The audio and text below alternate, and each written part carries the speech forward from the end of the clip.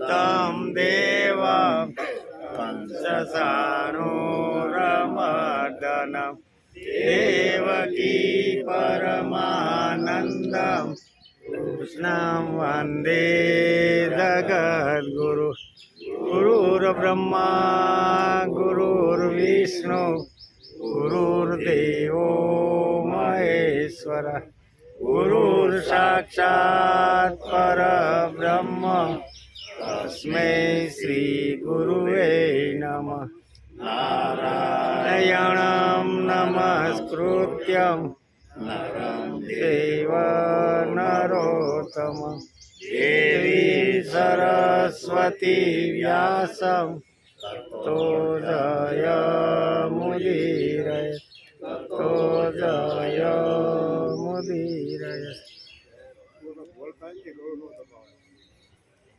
હે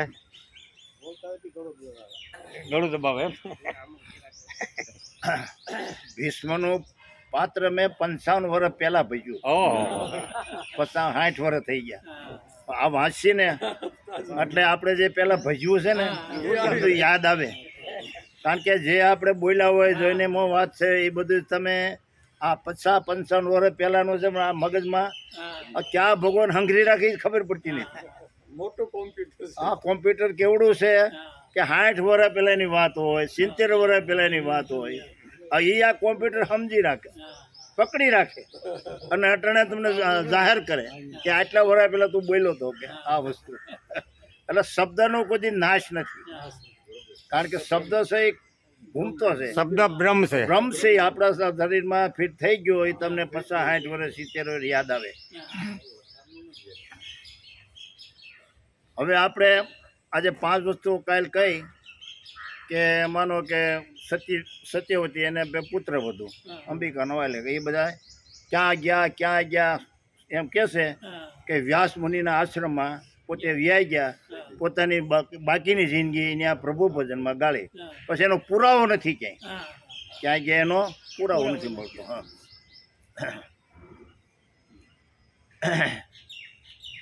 અને છેલ્લે હસ્તિનાપુરના રાજમહેલમાં જોડાજોડ ઉછરીને મોટા થઈ રહેલા ધૃતરાષ્ટ્ર અને પાંડુના પુત્રો એટલે આને કૌરવો અને પાંડવો વચ્ચે ભાતૃભાવ રહેવો જોઈતો હતો. પરંતુ દુર્યોધન સહિત તમામ કૌરવો પાંડવોને પોતાના પ્રતિસ્પર્ધી અને દુશ્મન સમજીને બાલ અવસ્થાથી જ ધૃણા અદેખાય અને વેરભાવથી કેવું અન્યાયી અને અનીતિભર્યું વર્તન કરી રહ્યા હતા તે પણ આ વ્રત સત્યવતીને જોવાને જાણવું મળ્યું. ત્યાં સુધી જીવતા હતા. કારણ કે ઓછી ઉંમરમાં નાના શાંતરો મોટા એટલે ઘણા વર્ષો પહેલાં આવી ગયેલા અને ઉંમર નાની પણ આ બધું એને નજરે જોવાનું છે ને. છેલ્લે વડીલને દુઃખ જોવાનું હોય તો આ ભોગવવું પડે. કોઈ વડીલને સુખ મળે, કોઈ વડીલને છેલ્લે દુઃખે મળે. આ સંસાર છે. આ વાત બધી સંસારીની છે. ભીષ્મ પિતાની વાત છે એ સંસારી. સંસારમાં કેવું સુખ દુઃખ છેલ્લે ઘડીએ પહેલી વખતે શું મળે છે. એટલે માણસ કહે છે નાનપણમાં દુઃખ સારું કે માણસ ભોગવીએ કે પણ ઘટપણમાં 70 વર્ષ પછી દુઃખ પડે ને એ બહુ વહમું લાગે. છોકરા કયું માને નહીં, શરીરમાં હરખું આવે નહીં, કુટુંબમાં પરિવારમાં સુખ શાંતિ હોય નહીં એટલે માણસને મોટું દુઃખ થાય ને. કારણ કે આપણે સંસાર લઈને બેઠા છીએ. સુખ દુઃખનો દરિયો છે સંસાર રહી એમાં તો બધું આવવાનું છે. પણ આપણે ગમે એ રીતે સહન તો કરવું પડશે. આપણા જિંદગીમાં છેલ્લે હું લખ્યું છે એ કાંઈ કોઈને ખબર તો નથી કાલે શું થવાનું છે. ફળસ્વરૂપે અતિવ્રત થઈ ગયેલા રાજમાતા સત્યવતી ઉપરોક્ત 5 મુખ્ય ઘટનાઓ જોઈ જાણી સાંભળીને મનોમન અત્યંત વ્યતીત થઈ ગયા. હવે તેમને સપટ ખ્યાલ આવી ગયો કે કુરુવંશના રાજકુમારો વચ્ચે ઊભી થયેલી વેસ્મય સર્જન પરિસ્થિતિનો ઉપાય ન તો તેમના હાથમાં હતો કે ન પુત્ર ભીષ્મના હાથમાં હતો. પોતે વ્રત થઈ ગયા. આ જે ભાઈમાં ખટરાક ઊભો થયો એમાં ભીષ્મના હાથમાં વાત નથી, પોતાના હાથમાં તો ભીષ્મના હાથમાં વાત નથી. કેમ કે માન્યામાં પણ ના આવે એટલી હદી. હસ્તિનાપુરના રાજમહેલમાં ષડતંત્રો, દગાબાજી, સળકપટ, ઈર્ષ્યાવૃત્તિ, વેરભાવ ઇત્યાદિ કર્મ માજા મૂકી રહ્યા હતા. અંદરો અંદર ખટપટ ઊભા થયા ભાઈઓમાં, અને આ માજા મૂકી દીધી. પછી ભીષ્મય કાંઈ કહેવાનું છે કે ભીષ્મનું કોઈ માને નહીં. અને વાત્યા છે આજે 80 પણ 90 વર્ષના ગઢન કહ્યું કોણ માને કોઈ આજની તારીખ હોય તેથી એવું જ હોય ને.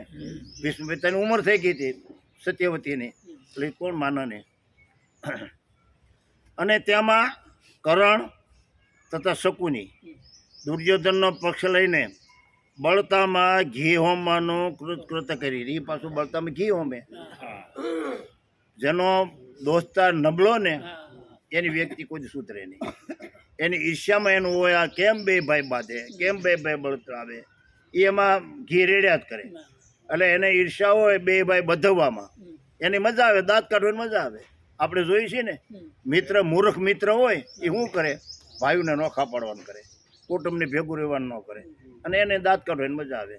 આ કરણ અને શકુની આવી લાચાર પરિસ્થિતિમાંથી માતા સત્યવતીને ઉગારી લેવા ફરી એકવાર એમના પુત્ર મુનિ વેદ વ્યાસનું હેતુપુરસર હસ્તિનાપુરમાં આગમન થયું. આ વાતે વેદ વ્યાસે સાંભળી કે મારી માતાને આ બધું દુઃખ છે, એટલે પોતાનું આગમન એકવાર હસ્તિનાપુર પરથી આવ્યા. અને તેમણે નિજ માતાને બહુ જ ઓછા શબ્દોમાં હવે પછી કુરુવંશમાં આવી પડનારી અમંગળ ઘડીત પરિસ્થિતિમાં એંધાણ આપતા કહી દીધું, હવે કે રહેવા જેવું નથી. પડતીના એંધાણ આવ્યા છે કુરુવંશમાં, હા ભયો ગયો છે, એક બધાની ઈર્ષા છે. માતેશ્વરી, હવે તમારે માટે આ કુલસી ધરતી પર વધુ સમય જીવવા જેવું વ્યવહાર જેવું હવે નથી થાલ લાગતું. હવે આ ધરતી ઉપર તમારે વધારે જીવવું અને રહેવા જેવું નથી લાગતું. હવે તમે જોઈ નહીં શકો, માટે મારું માનો તો આપ કાંસળી ઉતારી નાખે એ રીતે અહીંથી માયા મમતા વળગી કરી નાખીને આ સંઘર્ષમય વાતાવરણ દૂર દૂર સુંદર સાયલા જઈને તમારા આત્મા કલ્યાણ કરી દો. છેલ્લે પછી છોકરા ના માને કાંઈ નહીં, પણ આપણે છેલ્લી જિંદગી આત્માનું કલ્યાણ કરવા માટે કોઈ ઋષિ આશ્રમમાં કોઈ ગમે ત્યાં એકાદ જઈને છેલ્લે આપણે રાધા જવડા કરતા ને આપણે વાંચવામાં આવતું ને, પછી દીકરા જુવાન થાય ને એને હોંપી દે, પછી પોતે જંગલમાં વ્યા હતા, આશ્રમમાં વ્યા હતા ઋષિમુનિયા, પોતાનું બાકીનું જીવન પ્રભુમય કાઢતા અને પ્રભુ ભજન કરતા. કારણ કે પ્રજાને હોંપી દીધું પછી આખો સમય ફરી જાય ને, 60-70 વર્ષ સમય બદલી જાય. આપણા વડવાએ જે જોયું એથી આપણે હરસ જોયું, હવે આપણા છોકરા એથી હરસ હોય, કારણ સમયનું પરિવર્તન થતું જાય, કાં આગળ વધે ને કાં પાછળ વધે. માતા સત્યવતી પોતાના આઠતા પુત્રનો આ ગર્ભિત ઈશારો સમજી ગયા. કુરુવંશનો વિનાશ સગી આંખે જોવા જેટલી ધીરજ કે સસુણતાના હવે તેમના મનમાં નહોતી રહી. હવે આપણે કાંઈ જોવું નથી, કારણ ભાઈમાં ખટપટ થયા, ઊભું થયું. હવે વડીલને હું કામ જોવું જોઈએ કે, પણ શું કરવું, જોવું નથી કે. ફલસ્વરૂપ પોતાની બંને વિધવા પુત્ર વધુઓ અંબિકા અને અંબાલિકા, એને પતિ તો નતા, એ પુત્ર વધુ પતિને તેને સાથે લઈને રાજમાતા સતીવતીએ સમત કુરુ પરિવારની સંપત્તિ મને ક્રમશઃ પ્રાપ્તિ કરી લઈને એક વહેલી સવારે તપોવન ભણી પ્રયાણ કર્યું. પછી તેમનું શું થયું તેની અધિકૃત માહિતી કોઈ કહેતા કોઈની પાસે નથી. તેમ છતાં સૌ કોઈ એમ માને છે કે ત્રણેય દુખિયારી નારીઓએ મુનિ વેદ વ્યાસના નિશ્રામાં એકાકી સહાય અને હતા જઈએ જીવનના અંતિમ દિવસો તપસ્યામાં વિસ્તારી દીધા. કોઈને ખબર નહીં, રાતે વહેલા નીકળી ગયા, છોકરા નીકળવાનો છે એટલે આટલા એમ કહે છે ન્યા વિતાવ્યા, આપણે કાલ ન્યા સુધી પૂજ્યા હતા. હવે આજે પાછું અંબા અને ભીષ્મનો મિલાપ છે. તો અંબાના અને ભીષ્મના મિલાપમાં શું થાય છે, બેયને શું તકલીફ? એ સુજ્ઞ શ્રોતાજનો, હવે આપણી પાસે ઝાઝો સમય રહ્યો નથી. અને બીજી બાજુ આજના પ્રથમ દિવસે આપણે બે નારી રત્નો દેવકન્યા ગંગા અને રાજમાતા સત્યવતીની જીવન ઝલક જોઈ તેવી વિસ્તૃત અને વિવિધ સહ કહાણી આ ત્રીજા નારીપત્ર અંબા બેનું આપણે સત્યવતીને અને ગંગાજીનું જોયું. હવે ત્રીજી નારીપત્ર અંબા. હવે અંબાની વાત આવે, આ બેની વાત તો આપણે જોઈ લીધી. અંબા ઉપલબ્ધ પણ નથી, તેમ છતાં ભીષ્મ અવતાર કથાના મહાનાયક પિતામહ ભીષ્મના મૃત્યુ સંદર્ભે નિમિત્તરૂપ બની ગયેલી કાશીરાજની આ કન્યા અંબાના કથાનકથી આપણે આજના પ્રથમ દિવસે થોડે ઘણે અંશે સુજ્ઞાત તો થવું જ પડશે.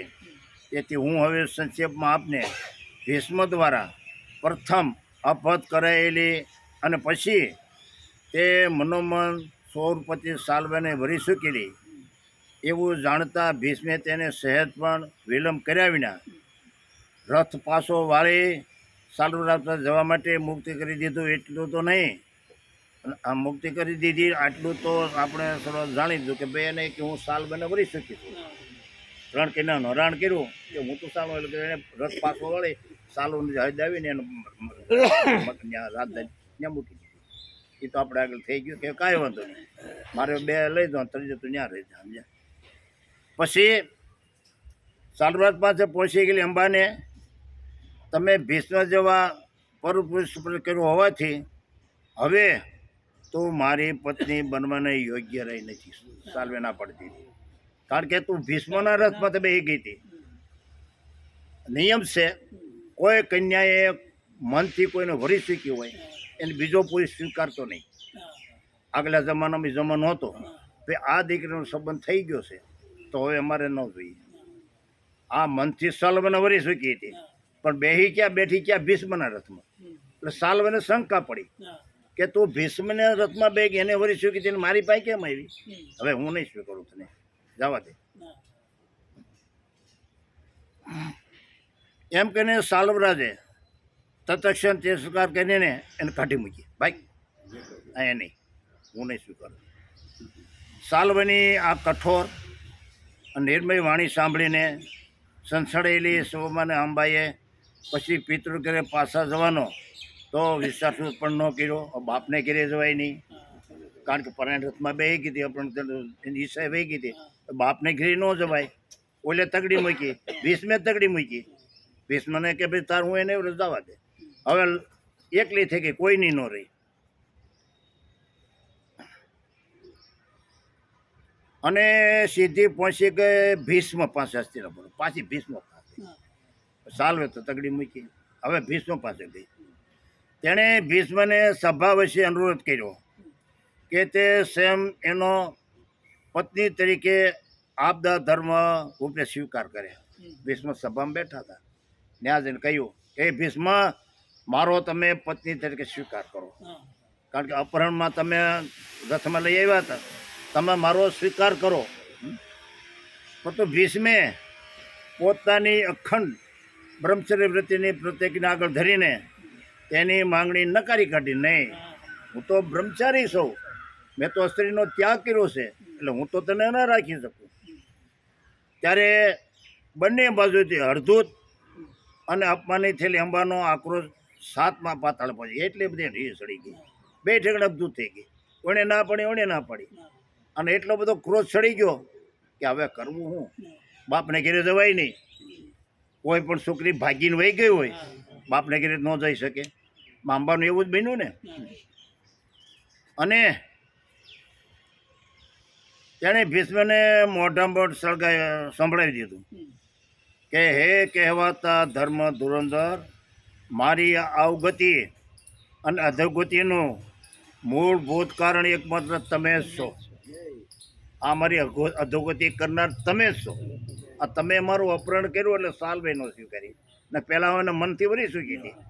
હવે અધોગતિ કારણ તમે જ છો અધોગતિનું. તેથી હું પ્રતિજ્ઞાપૂર્વક જણાવું છું કે હું મારા આ ઘોર અપમાનનો બદલો લીધા વિના તમને નહીં છોડું. આ અપમાનનો બદલો હું લીધા તમને છોડાય નહીં. આ તમે મારું ઘોર અપમાન કર્યું છે, ના પડતી છોડું નહીં. આટલે ખુલ્લી ધમકી આપીને પછી અંબા ત્યાંથી ન્યાય મેળવવા માટે નજીકના એક આશ્રમમાં યજ્ઞ કરેલા તપસ્વી બ્રાહ્મણોને શરણે ગઈ અને પોતાને વિગત કથા કહી સંભળાવી.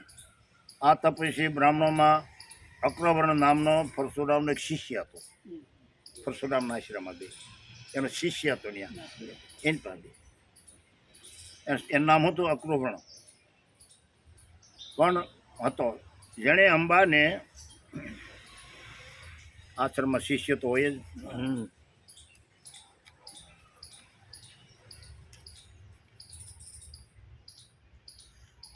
પરશુરામ પાસે મોકલી, એની પાકે ફરે તો પરશુરામ પાસે જા એમ કહીને કે જમદગ્નિ પુત્ર પરશુરામ ભીષ્મના ગુરુ છે, તેથી તેઓ જો સમજાવશે તો ભીષ્મ માન્યા વિના છૂટક્યો નહીં. કારણ ગુરુને જઈને કે આવું થયું છે એટલે એના ગુરુ છે, અને એ કાંઈ કહે એટલે ભીષ્મ માની જાય, કારણ કે ગુરુનું શિષ્યને માનવું પડે ને. અંબાની ત્રિશંકા જેવી હાલત છે. ત્રિશંકુની વાત આવી હતી ને, એ સ્વર્ગનો નહીં, નીચેનો નહીં, વસાળે લટકી પડ્યો હતો. આપણે એ વાત ભાગવતમાં આવી હતી ને, એમાં આની દશા થઈ, સમજ્યા. હાલત જોઈ સાંભળીને પરશુરામ કહી દીધું કે બ્રાહ્મણોની ઈચ્છા કે માંગણી કોઈ પણ ભોગે પરિપૂર્ણ કરવા એ મારો નિયમ છે કે. અને વાત કરી બધી અંબાઈ આ રીતે છે એટલે કાંઈ વાંધો નહીં, હું બ્રાહ્મણ છું અને મારે તારો પ્રશ્ન ઉકેલવો જોઈએ, તને જે તકલીફ છે તે તકલીફ હું દૂર કરી દઈએ કે હું તારા માટે ભીષ્મને સમજાવવા જાઉં છું. કહીને પરશુરામ ઉપડ્યા અને હસ્તિનાપુરથી થોડે દૂર કુરુક્ષેત્ર નામના સ્થળે સરસ્વતી નદીને કાંઠે મુકામ કરીને ભીષ્મને મળવા માટે તેડાવ્યું. કુરુક્ષેત્રના મેદાનમાં ગયા, દમકુંડને કાંઠે ભીષ્મને હમાસર આપ્યા, તારા ગુરુ તને બોલાવે છે. પરશુરામ ત્યાંથી હસ્તિનાપુર તો આગું નહોતું કુરુક્ષેત્રથી, બોલાવે. ભીષ્મ ભારે ધર્મ સંકટમાં મુકાઈ ગયા કે આ વાત અંબાઈએ જ કરી હોય, પોતાનું ધર્મ સંકટ આવ્યું, કારણ ઈશ્વરે મને પૂરું બોલાવે નહીં. પરિણામે તેમણે પ્રથમ મારું નારદનું આહ્વાન કર્યું અને મને પરિચય પર મૂક્યો. નારદની ઘોડે. નારદ કેમ કે બધે ગમે એ રીતે કે આ કામ નારદનું ગમે એને હોવું જોઈએ કે નકર આવું બને નહીં.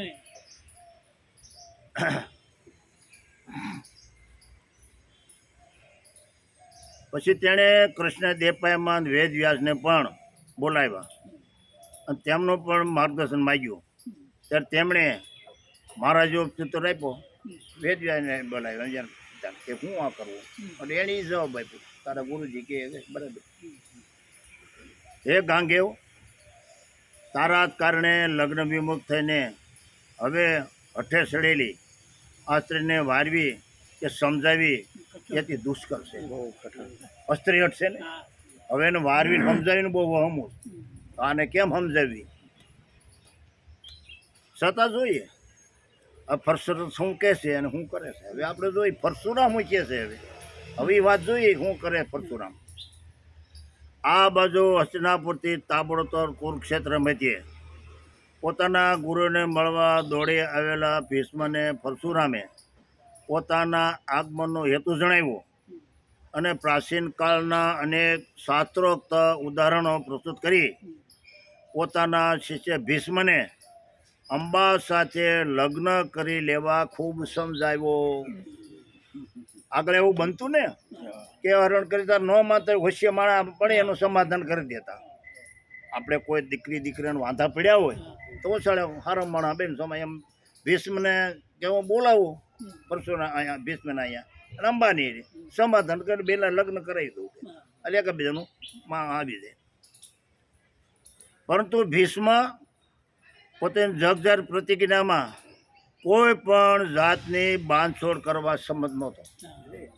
મેં જે પ્રતિજ્ઞા હતી એમાં હું બાંધછોડ ન કરું. ગુરુજી સમજાવ્યો ઘણો બીજા અને પોતાની જીત પર અટલ રહ્યા. ત્યારે માંડ શાંત પડેલા ક્ષત્રિયો પ્રત્યેનો પરશુરામનો પ્રણય પ્રકોપ કોણ ભૂમકી ઉઠ્યો. પહેલા મારો શિષ્ય ધન મને ના પાડીશું ખારા થતા બહુ એનો ક્રોધ ભભૂકી ઉઠ્યો. સમજ્યા, પ્રકૃતિ લાલ થઈ ગઈ, લાલ સોળ થઈ ગયા, આંખું મંડી ગયા કાઢવા. સમજ્યા. પછી તો ગુરુ છે જો ભારે શબ્દાથી બોલાશે એકબીજાને કહેવા માંડ્યા. સમજ્યા. પરશુરામે આખરી ઉપાય કરી ભીષ્મને સામે ધૂંધ જાહેર કર્યું, મારું કેનું મારે લડાઈ કરી, બાકી તારે માનવું જ પડશે કે એ નહીં માનવું. હવે ગુરુ શિષ્યની લડાઈ થઈ, સમજ્યા, એકબીજા મનોમય. ભીષ્મે પણ કંઈ જાય એવા તેવા તો નહોતા જ. તેમણે ગુરુનો આ યુદ્ધ એકવાર સ્વીકાર્યું લીધું અને પોતાના રથમાં સર્વ પ્રકારના 17 આયુધોનો ખડકલો કરી દઈને તથા શ્વેત વસ્ત્રો પરાધીન કરીને તેમણે પોતાના સારથીને કુરુક્ષેત્ર મધ્યે રાહ જોઈ રહેલા પરશુરામ પાસે પોતાને લઈ જવા આજ્ઞા કરી. આ બાજુ પરશુરામે પણ પોતાના અગાધ તપોબળના સામર્થ્યથી એક દિવ્ય રથ હવામાંથી પલટાવ્યું અને પોતાના પટ શિષ્ય અગ્રહણને સારથી બનાવીને તેઓ પણ ભીષ્મની સામે આવી ગયા. ભીષ્મ અહીંયા રથ મગાવ્યો અને આકાશમાં ઉતાર્યો. એ તો શક્તિવાળા હતા, એણે કુરુક્ષેત્ર મગાવ્યું.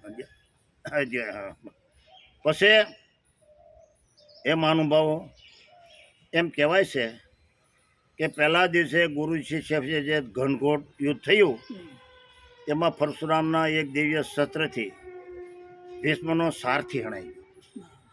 ભીષ્મનો સારથી તો રથાવળી હણાઈ ગયો.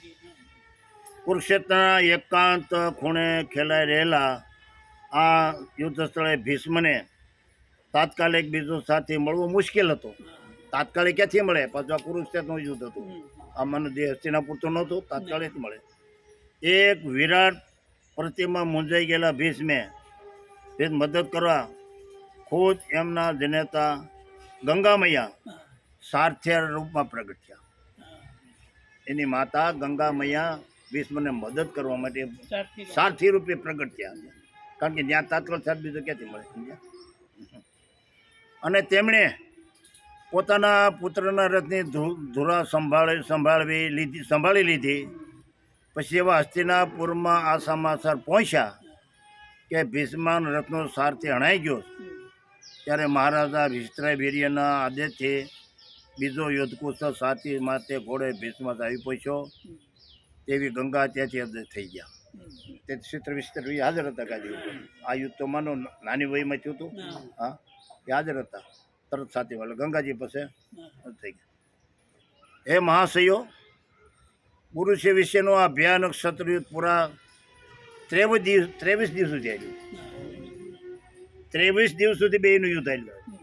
એકબીજા હારે ને એકબીજા ગાય ને એકબીજા માનો આખો યુદ્ધ કરે. આજે ગુરુ શરણે જાય, ગુરુના પગમાં વંદન કરે, બે આજે ગુરુ શિષ્ય સવારે બીજા યુદ્ધ કરે. આમાં એક કડી આમાં અમારા પાત્ર આવતું.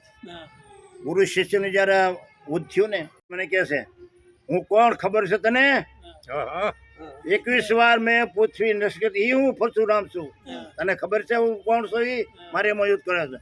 ત્યારે ભીષ્મ કહે છે, ગુરુદેવ, તમે જ્યારે 21 વાર પૃથ્વી નષ્ટ ત્યારે આ ગંગાપુત્ર ભીષ્મનો જન્મ નહોતો. બધા ક્ષત્રિય બાયલા હતા. કે આ વાક યુદ્ધ છે બે આમાં બોલે તે. ભીષ્મ કહે છે, તમે 21 વાર નક્ષત્રી પૃથ્વી ત્યારે આ ગંગાપુત્રનો જન્મ નહોતો. સમજ્યા? તેથી જો ક્ષત્રિય બાયલા જન્માય છે કે હા, તાથી આ મારો જન્મ નહોતો. સમજ્યા? તમે ગમે એવા તો સોતો બ્રાહ્મણ ને લાડુ ખાઈ દાણો. મારો નિયમ છે, બ્રાહ્મણ, સ્ત્રી અને ગાય ત્રણ ઉપર હથિયાર ન ઉપાડવો એ મારી પ્રતિજ્ઞા છે. તમે ગમે એવા તો બ્રાહ્મણ છો ને, બ્રાહ્મણ કરી ભીષ્મ ગુરુના શરણમાં નમી જાય. એના શરણમાં નમી જાય ભીષ્મ.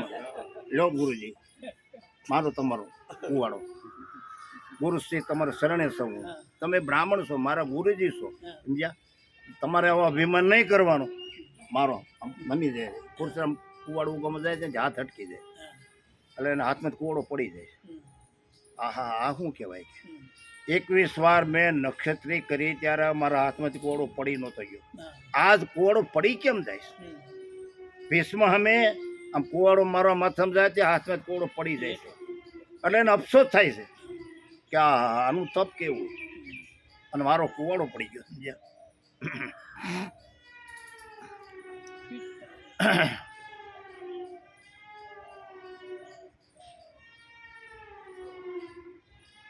હવે આવે જો જેમની કૃપાથી ભીષ્મ પરનું વેર વાળવાની મનોતા કે અને સાપતા થાય છે. ત્યારબાદ ત્યાંથી સીધી વનમાં ગઈ અને તેણે અંજળનો ત્યાગ કરી તથા બંને પગના અંગૂઠા પર ઊભા રહી ભગવાન શિવશંકરને પ્રસન્ન કરવા માટે ભારે તપસ્યા કરી. પરિણામે કરુણસાગર ભગવાન ભોળાનાથ રીઝ્યા અને તેણે તેને આવું અઘોર તપ કરવા પાછળનો હેતુ પોતે અંતર્યામી હતા તો પણ જાણી જોઈને એના મોઢે બોલાવવા માટે પૂછ્યું. અંબાએ પોતાનું એક રટણ અહીં પણ વ્યક્ત કર્યું કે હે દીનાનાથ, મારું જીવન બરબાદ કરનાર હસ્તિનાપુરના યુવરાજ ભીષ્મનું મારા હાથે મૃત્યુ થાય એટલું જ મારે તો જોઈએ છે. કે ભાઈ ભોળાને ખબર તો હતી ને એને મોઢે બોલાવવું કે ભાઈ તું હું કામ તપ કરશો, તારે શું જરૂર છે બોલ. મારે એક જ રટણ છે, ભીષ્મનું મૃત્યુ મારે હાથે થાય, ભોળાના થાય. આ વરદાન મને આપો. સૌના મનના મનોરથ પૂર્ણ કરનાર ભગવાન શંકરે તો ફક્ત તથાસ્તુ કહ્યું ત્યારે એટલા વરદાનમાં થતી અંબાને સંતોષ ન થયો. તેણે સામેથી કહ્યું, હે કૃપા નિધાન, હું તો એક શસ્ત્રહીન અબળા છું. તેથી ભીષ્મ જેવા મહાધુરંધરને હું મારાથી સી રીતે કરી શકું? તમે તથાસ્તુ કહ્યું મારે મતે, પણ હું તો અબળા છું, અસ્ત્રી છું, અને એ તો સૂરવીર છે, તો મારી પાસે હથિયાર ન હોય તો એનું મોહ તો હું કઈ રીતે કરી શકું? એ મને ખુલાસો કરો, હું કરી કહી શકું.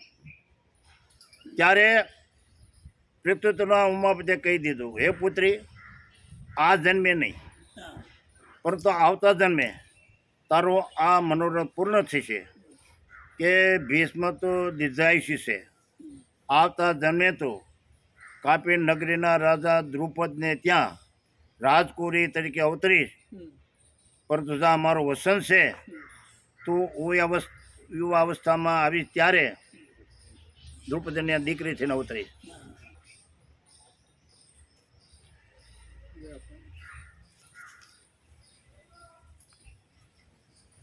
મારી કૃપાથી સ્ત્રી તત્વનો ત્યાગ કરી પુરુષ તત્વને પ્રાપ્ત કરીશ અને પછી તું ભીષ્મના મૃત્યુનું નિમિત્ત બનીશ.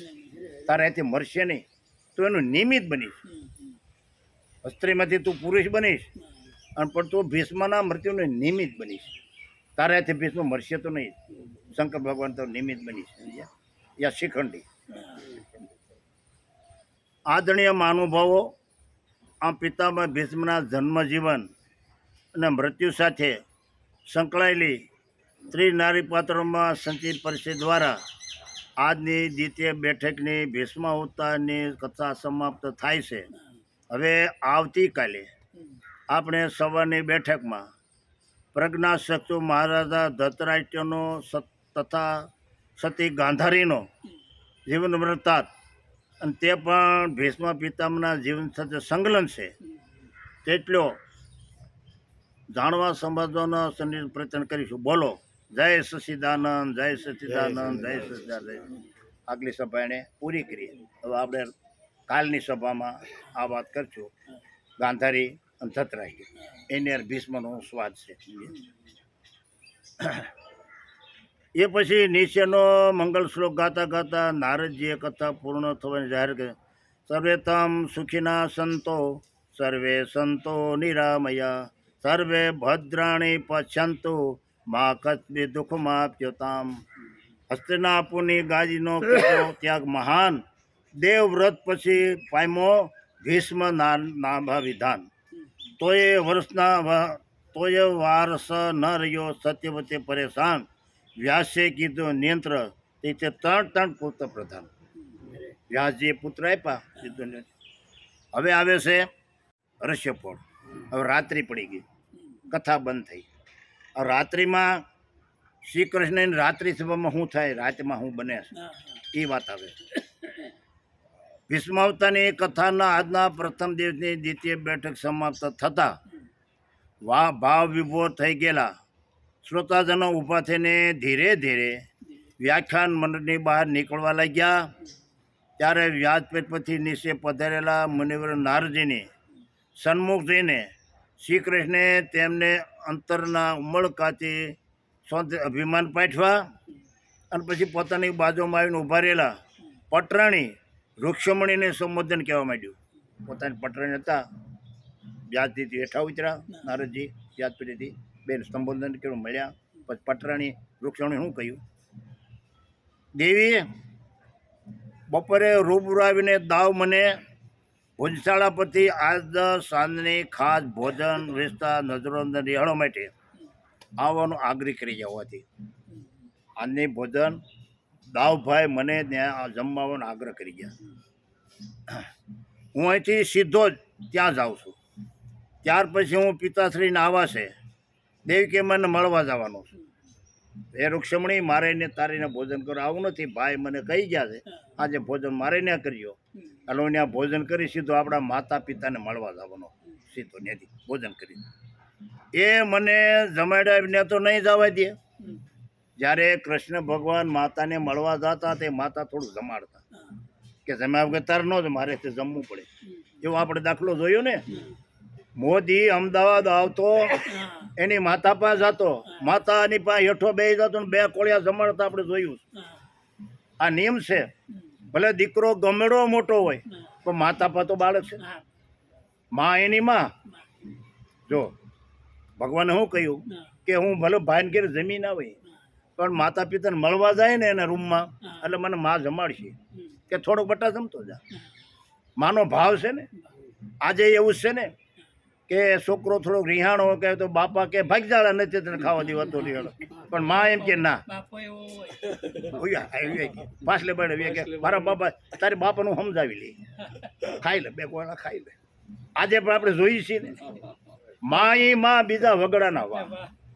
દુનિયામાં કહેવત છે બાપ ઓક્સિજન હોય ને ઓલું હોય હેળા તું આવો રેઢિયા થયો ને કાંઈ કામ કરતો નથી, હાલ તને ખાવાનું ભાગી જા આવતો નહીં કે. એટલે ઓલો છોકરો નિહાય ને એક બાજુ ખૂણામાં બેસી જાય, બારો નીકળે. બાપો પછી ધંધે વયો જાય. પછી માં પાસે હળવું હળવું ફોરા હાથ ફેરે પ્રેમ કરે ના પાડે નથી આવું. મારા બાપો તમને તકશે, તારા બાપાનું સમજાવી દે કે સમજી જા, તારા બાપાનું સમજાવી દે તું આઈ ખાઈ લે. એટલે માં છે ને એનો પ્રેમ જ આખો જુદો. જો આપણો ભાગવત બતાવે માનો પ્રેમ આખો જુદો. માં બીજા વગડાના વા આપણે કહ્યું છે ને. હા એ મને જમાડ્યા વિના તો નહીં આવવા દે. એટલે મને કૃષ્ણ પ્રસાદે પાછા આવવાનું થોડું મોડું તો થાય જ. તે તમે દેવર્ષિ નારદને તમારી સાથે લઈ જાઓ અને તેમને અતિથિ ગૃહે ઉતારીને પછી રાણી સત્યાને ત્યાં જજો અને એને કહી આવજો કે આજની રાત્રિ સેવા માટે એને આવવાનું છે તો ભલે આવે, પરંતુ મારા માટે કોઈ આહાર ન બનાવી લાવે. કારણ કે હું ભાઈ ત્યાં જમવાનું જમીન માતા ત્યાં જાય એ મને ખવડાવશે. એટલે રાત્રિ સભા સત્યભામા ત્યાં કરવાની છે અને જમવાનું ન લાવે. કારણ કે હું ત્યાં જમીન આવવાનું છું. ચોખવટ કરી દીધી. હવે જમવાનું બગડે ને ખોટું. આપણે કંઈક જમવા જવાના હોય ને પછી ઘરે આપણે કહીએ નહીં તો એ ખોટું બગડે ને. આ બધું શીખવાનું છે આમાંથી. ગઢાને તો ખાસ જોવાનું છે. કેમ રહેવું, કેમ જીવવું, શું કરવું. એમાં આપણો જ કાર્યક્રમ છે. એમાં તમારે બધાને એક હાથ તો ભાંગી ગયો, ડાબો હાથ તો ભાંગી ગયો, જમણો હાથ છે. ડાબા હાથ એના તો ખાસ ધ્યાન રાખવું. કાલ પછી એકલા થઈ જાવ શું કરશું. ડાબા હાથ ભાંગી ગયેલા વાળાને તો બહુ શાંતિ છે. શાંતિ રાખવી. અમે ઘરે જઈને તો અમને કોઈ કાંઈ કહે નહીં. ઓલા તમે એને કે હું આમ કહેતી હતી, ઓલી આમ કહેતી હતી. અમને કોઈ એમ કે ફરિયાદ જ ન કરે. અમને ફરિયાદ કરે ભગવાન, બીજું કોઈ ન કરે. કારણ કે તમારા પાપે તમે દુઃખી થયા છો, અમે બીજા શું કરે. આમાં મારું ભાઈ ને અમે શું કરીએ. તમારા બાપે તમે દુઃખી થયા. હામો જો હામો મારી દીધું. અરે નહીં ખાઈને ઇન્દ્ર આપે. એ તો પરેણી એ તમારું મન જાણતું હોય બધું. આપણે બૈરા કે પૂરી બે ની વાત છે આમાં. હા, હા, કાંઈ વાંધો નકરે પુરુષ ની વાત નથી. બૈરાઓને ઘરવાળો વયો ગયો હોય એને તકલીફ તો છે જ, પછી થોડુંક સહન કરી લઈએ. હા, આપણે ન કરી શકીએ. બૈરાઓ ઘરની વસ્તુ એ સહન કરી લે, એ હાથે રાંધી લે, હાથે કપડાં ધોઈ લે, હંજવારી પોતા કચરા કરી લે, એ કરી લે. આપણે કોઈ દિન સાણું ભાંગી નાખ્યું ન હોય ચૂલામાં, આપણને ન આવડે. લોટ કેમ સાણુંય નથી રહ્યું. લોટ કેમ બાંધો એ આપણને આવડે. એ બૈરામાં ને આપણે આમ થોડોક ફરક પડે. દુઃખ તો એને છે પણ થોડોક ફરક પડે. અને હા, આપણા નિત્ય નિયમ મુજબ આજની રાત્રિ સભા તો થશે જ, પરંતુ નારદજીની અનુમતિમાં એમને તો તમે અતિથિગૃહ રહેવા દેજો, જેથી તેઓ પોતાને સ્નાન સંધ્યા ધ્યાન આદિ નીતિવિધિ નિરતે પતાવીને પછી આવતીકાલની કથાના બંને પાત્રો અંગે શાંતિથી જે કંઈ વિચારવું હોય તે વિચારી શકે. સત્યભામાન્ય કે ભાઈ કાલની કથામાં શું આવ્યું વિચારણા કરે ને, કે ભાઈ આજે આપણે કથા સાંભળી, આજે ડાયરો આપણે ભેગો, આજે કથામાં શું આવ્યું હતું, શું એ વસ્તુ આવી હતી, એ બધાને વાત કરતા હતા. ત્યાં તો દ્વારકા શ્રી કૃષ્ણ આવી ગયા એટલે સૌ ઊભા થઈને સ્વામીનો જય શ્રી કૃષ્ણ કહીને અભિવાદન કર્યું અને પોતાના નિયમતાનું ઝડપથી ગ્રહણ કરી લીધું. બધા કુટુંબ વાત કરતા હતા, બધા હવન ઠેકાણા બેસી ગયા.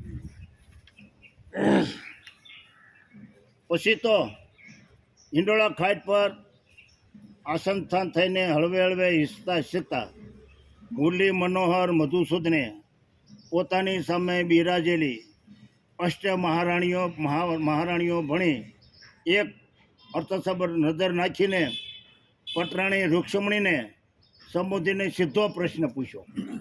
પોતાના 8 પટરાણીઓ પોતાને બેઠા કૃષ્ણ આવ્યા અને સીધો એને પ્રશ્ન પોતાની રૂક્ષમણી રાણીને પૂછ્યો. કહો દેવી કેવી લાગી આજની નારદની કેલી કથા?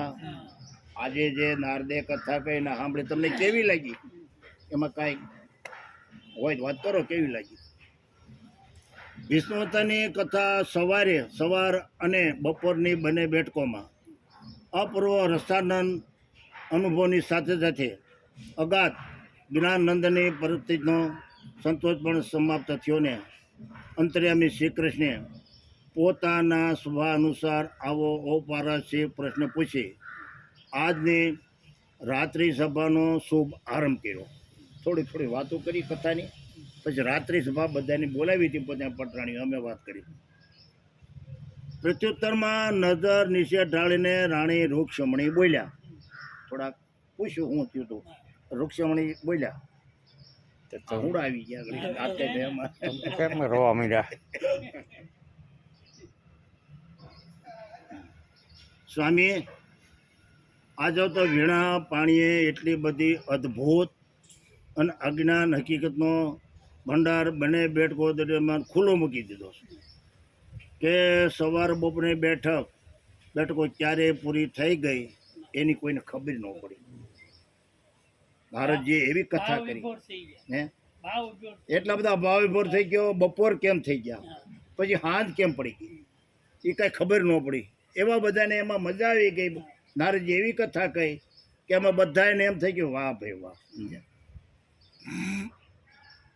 અને હર્ષ વિભોર તથા ભાવ વિભોર થઈ ગયેલા આપણા પરિવારજનો તો નહીં, સમત શ્રોતા સમુદાય પણ ભાવ વિભોર અને અવભાવથી દેવર્ષિ નારદને 2 કર જોડી ક્યાંય સુધી પ્રણમી રહ્યો હતો એ મેં નજરે જોયું. આપણે આ કુટુંબ પરિવાર તો નહીં, પણ ગામના સભાજનો, દેવતાઓ, ઋષિમુનિઓ જે બધા હતા વાહ વાહ કરે હાથ જોડી તાળીઓના ગરડાટથી નારદને ખૂબ વધાવી લીધા. સુંદર, અતિ સુંદર. રૂક્ષમણી, તમે બધા જ નહીં, વ્યાખ્યાગણના ઉપરથી સર્વે શ્રોતાજનો ખરેખર ભાગ્યશાળી ગણાય. ભગવાન કૃષ્ણ શું કે તમે આપણું કુટુંબ તો નહીં, પણ બધા શ્રોતાજનો બધા આ નારદના મુખની કથા સાંભળી, ઋષિના મુખેથી, એટલે આપણે બધા ભાગ્યશાળી છીએ. આવી કથા આવા નારદના મુખે સાંભળવી એ તો બહુ ભાગ્ય હોય એને મળે. કારણ વાંચવાવાળા કોણ હતા? નારદજી હતા. સમજ્યા?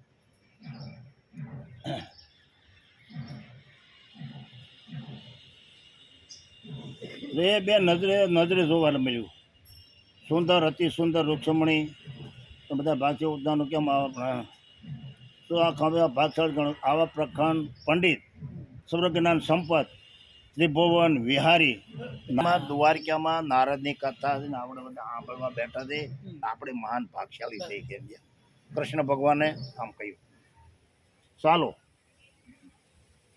હવે આ અંગે વધુ કંઈ ચર્ચા કર્યા વિના આપણે આજની રાત્રિ સભાની શરૂઆત કરીએ. બોલો, આજની બંને બેઠકોમાં મુનિવર નારદજીએ જે 3 નારી પાત્રોની કથાનો આપણને સુજ્ઞાત કર્યા તેમ કે તમારા મનમાં કોઈ દ્વિધા કે મૂંઝવણ પેદા થાય છે. આ 3 નારી પાત્ર ગંગા, સત્યવતી અને અંબા 3 નારી પાત્રને કે એમાં તમને કોઈ શંકા થાય? હું છું એ કૃષ્ણ ભગવાન પૂછે કે ભાઈ આ 3 નારી પાત્રની આપણે વાત કરી નારદજીએ થઈ મૂંઝવણ પેદા થઈ છે. થઈ હોય તો સત્વરે પ્રગટ કરો. કાંઈ તમને એમાં શંકા લાગતી હોય તો તમે વાત કરો કે આનું હા હું કેમ થયું સમજ્યા તો એનો ખુલાસો થઈ જાય ને? ના, તમે તે અંગે તમારા મનમાં કઈ દિનમુદ્દ થઈ છે થયું તો સત્વરે પ્રગટ કરો, જેથી કરી શક્ય હોય તો હું એનું નિવારણ કરવાનો છું. કૃષ્ણ ભગવાન તમને કોઈ શંકા પડી હોય 3માંથી તો વાત કરો ને હું નિવારણ કરું. તમને જવાબ આપી દેવાનો આમ છે આનો સમજ્યા. સ્વામી વાક્ય પૂરું કરે તે પહેલાં તો નિજ પૂર્ણાંગુલી ઉચ્ચી આવીને રાણી સત્યભામાએ પોતાને એક પૂછવું છે એવી ઈચ્છા પ્રગટ કરી. સત્યભામા જરા જોયું બોલી ન ગયા પણ મારે કંઈક પૂછવું છે એમ પોતાનું મનમાં ઊભું થયું. માણસ મન સમજી જાય ને કે આપણે બધા બેઠા છે કોઈનું મન શું છે અને પૂછવાની ઉતાવળ થાય પણ સભામાં બોલવું કેમ એટલે સમજી ગયા. નેત્ર ઈશ્વરે પ્રભુને સંમતિ મળી જતા તેણે કહ્યું સ્વામી જો નેત્ર ઈશ્વરે બાઈ માણસે નેત્ર પતિ સમજાવી દીધી. કોઈ પણ આપણે કથામાં ગયા હોય ને આપણે જવું હોય ને સભામાં આમ કરીએ ને બૈરા પછી સમજી જાય કે ઈશારો મને કર્યો. અને સ્ત્રી છે એ આમ પેલા પુરુષ સમજ્યા અને મને ઈશારો કર્યો. આ એ બતાવે છે કે એને પૂછવું હતું પણ કૃષ્ણ ભગવાન આંખની ઈશારે પૂછી લીધું.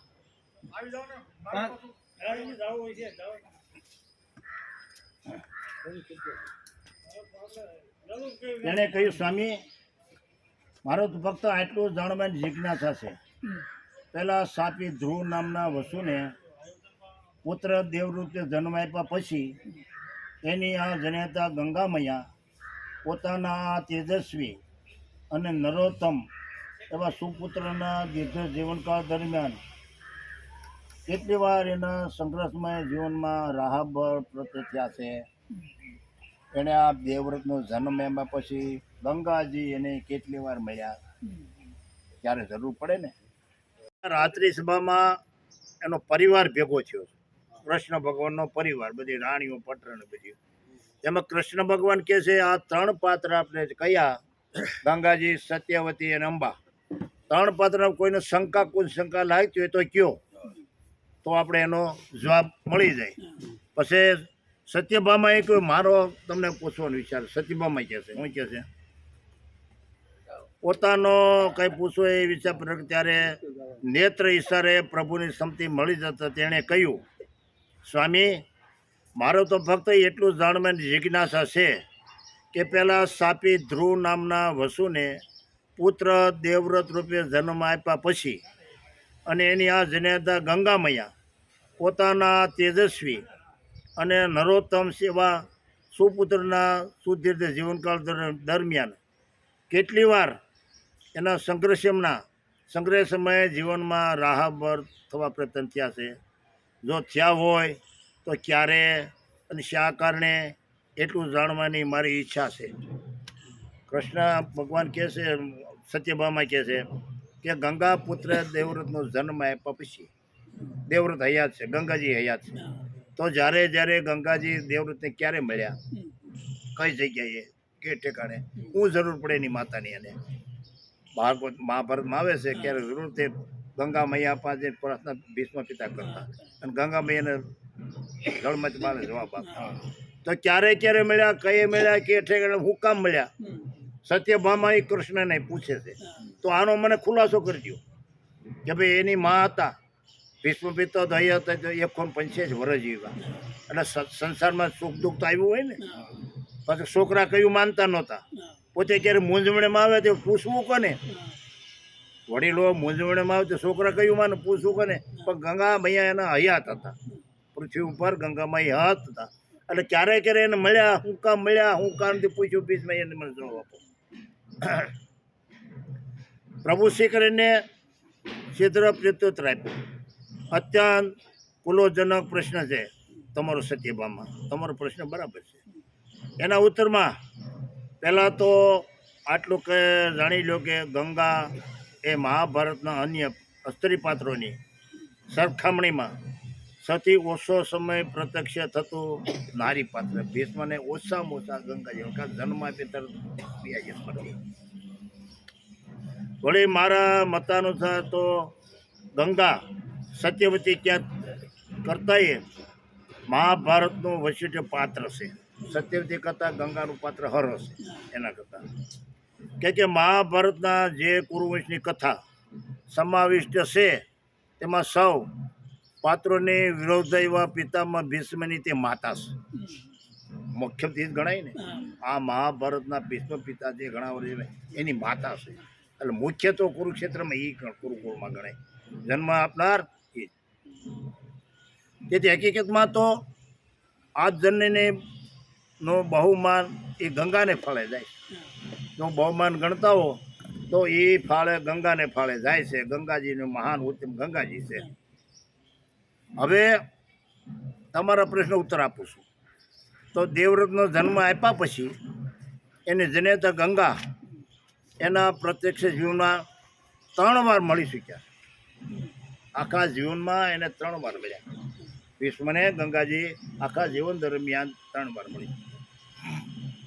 જન્મતા વેદ નવજાત દેવવ્રતને લઈને સારી ગયેલી ગંગા દેવવ્રત જ્યારે ભણી ગણીને તથા સર્વ શાસ્ત્ર શસ્ત્ર શાસ્ત્રની વિદ્યામાં આરંભ થયો ત્યારે પહેલીવાર પૂર્વે આવેલા વચનાનુસાર પોતાના પતિ રાજા શાંતનુને કુમાર અવસ્થામાં આવેલો દેવવ્રત પાછો સોંપવાની વાત આવી હતી.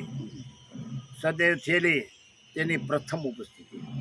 પહેલાં વહેલા ક્યારે મળ્યા કે દેવવ્રતને ભણાવીને મોટો થયો ત્યારે એના માનો પિતાને હોપ પાવ્યા ત્યારે ગંગાજી એને પહેલાં વહેલા મળ્યા.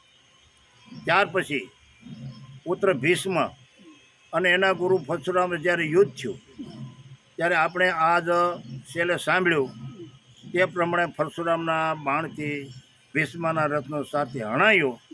એટલે નવો સાથી આવીને રથની ધોરા સંભાળે તે સમય દરમિયાન ગંગાએ પ્રગટ થઈને પુત્રના રથનું સારથી હું સાંભળ્યું. એ બીજી વાર મળ્યા.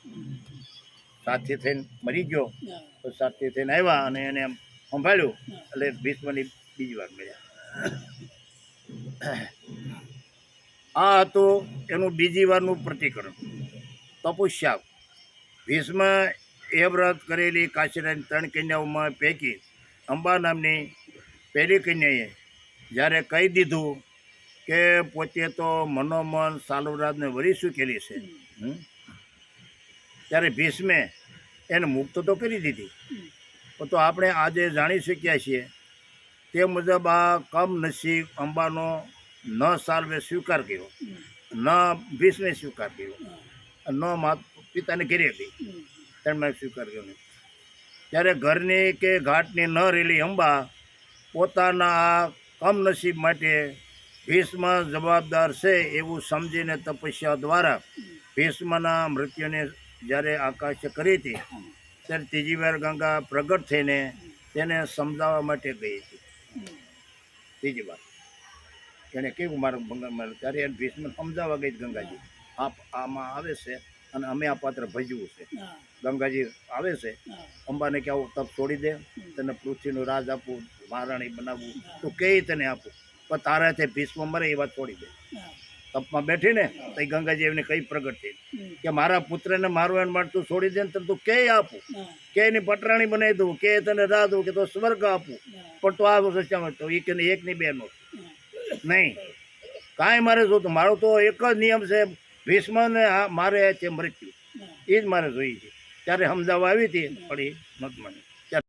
આ ત્રણેય પ્રસંગો સિવાય પુત્ર દેવવ્રતના શુદ્ધ જીવન દરમિયાન એકે વાર ગંગાનું સામેથી પ્રાગટ થયું નથી. એ સિવાય એક સામેથી પ્રાગટ, સામેથી 3 વાર આવ્યા હતા, વગર બોલાવ્યા, વગર એટલે 3 વાર આવ્યા હતા.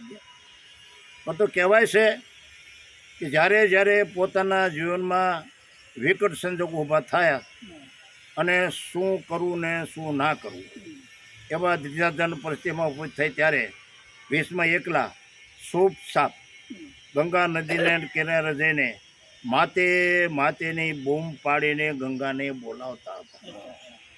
મહાભારત બધી આવે છે.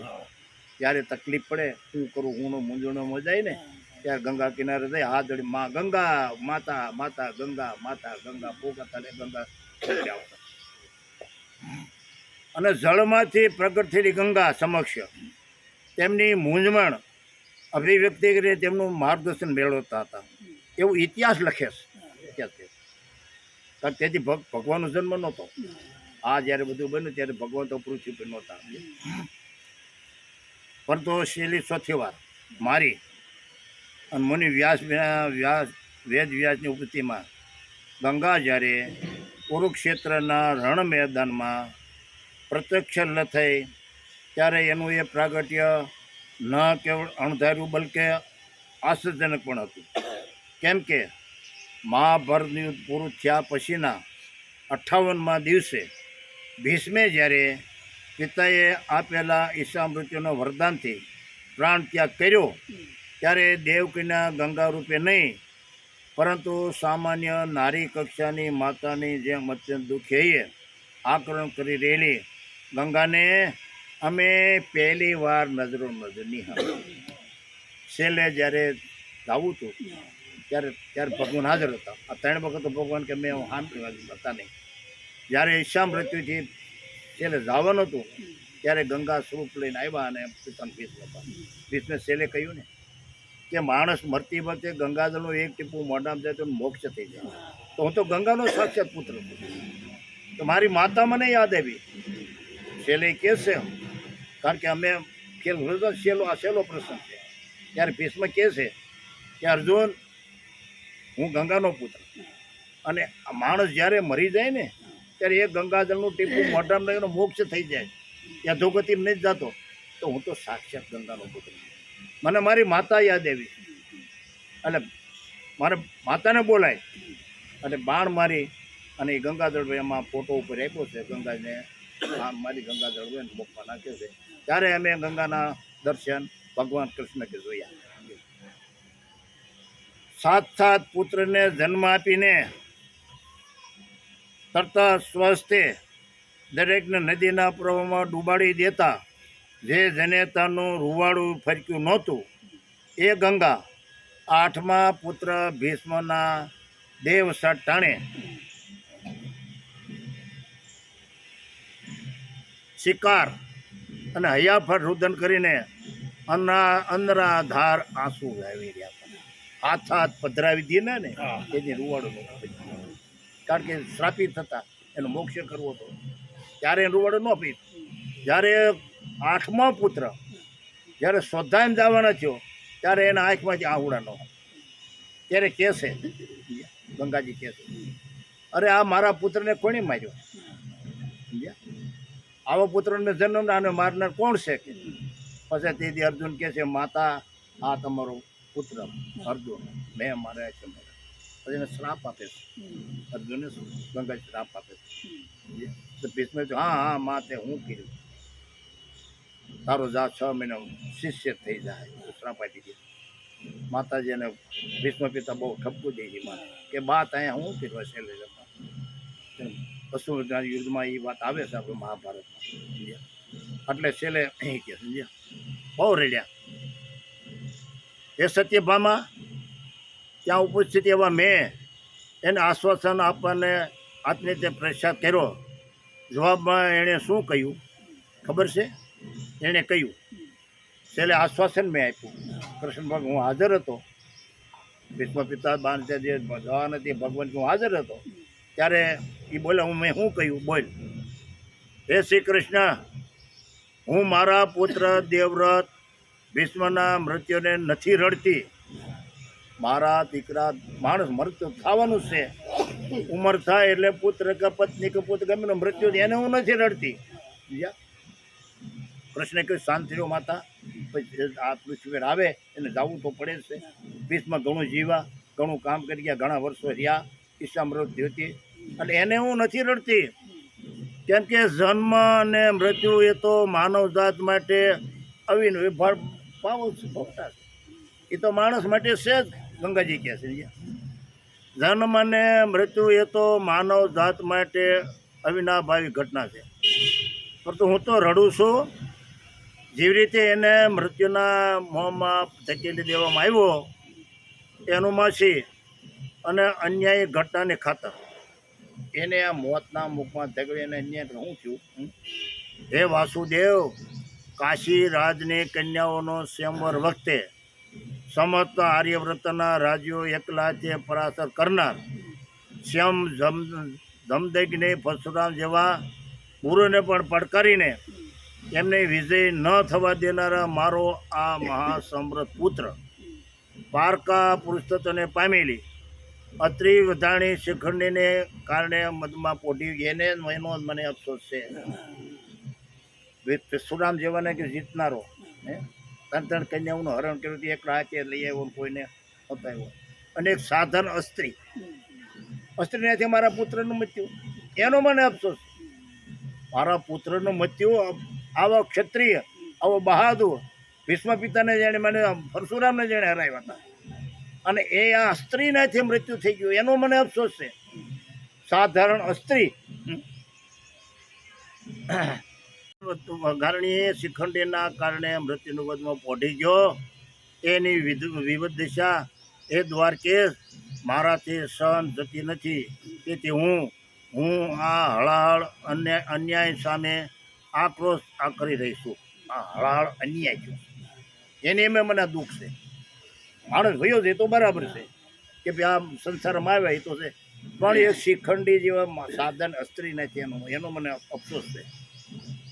હે પ્રિય પિતામહ ભીષ્મના અગ્નિ સંસ્કાર કરતી વેળા ગંગા નદીના પ્રવાહમાંથી ગંગાજળ લઈને જ્યારે યુધિષ્ઠિર આદિ પાંડુ પુત્ર તર્પણ કરી રહ્યા હતા ત્યારે પ્રગટ થયેલી ગંગાએ આ રીતે આક્રમણ કરીને પોતાનો આક્રોશ ઠલવ્યો હતો. ત્યારે મેં અને કૃષ્ણ દેપાઈને સાંત્વત આપીને એને વિદાય કરી દીધી હતી.